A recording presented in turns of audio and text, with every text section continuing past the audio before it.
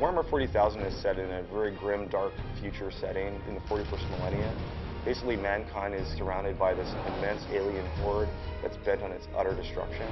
It has all the elements of really traditional fantasy, like orcs and that kind of stuff, but it's set far in the future where they all have guns. We really have taken the IP to heart. Relic has a strong history of working with the GW Warhammer 40,000 IP. We love that IP, and we don't want to sell short any of the action and the violence.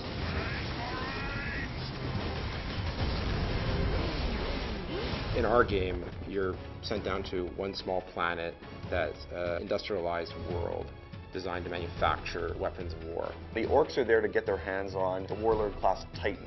Titans are gargantuan beasts of metal, bristling with weapons that could level whole cities. And if the orcs can get their hands on these weapons, they could ravage countless worlds, and they would be a true threat to the Imperium.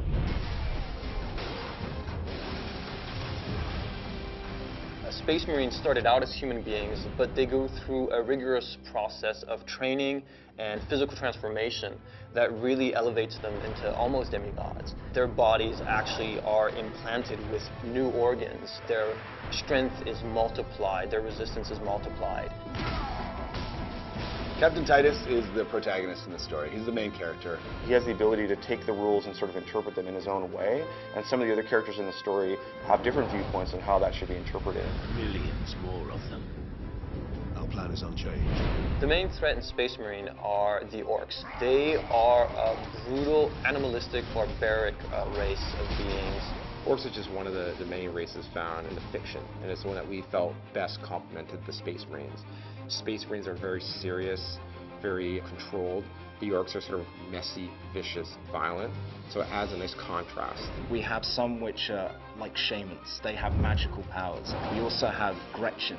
They're these little tiny minions. We also have the Knob. He matches the Space Marine in size and bulk. In fact, he's even bigger. In Space Marine, there are other shadowy forces that are sort of lurking in the background, and Titus and the player will have to confront those if they are able to save the Forge world. Space Marine has such an interesting, compelling setting. It goes all the way from the aesthetic, the architecture with this sort of futuristic Gothic feeling, the epic scale of everything. Everything is immense, everything is larger than life. There's a sort of a beauty in the world. There's also so much darkness and death and destruction, and those contrasts create such an interesting sort of canvas for us to paint on. It's just a tremendous sci-fi fantasy universe. It's not just a simple story about an orc invasion of the Forge world. There's much more depth going on. There's lots of twists and turns in the story. There's betrayals. The action is amazingly intense.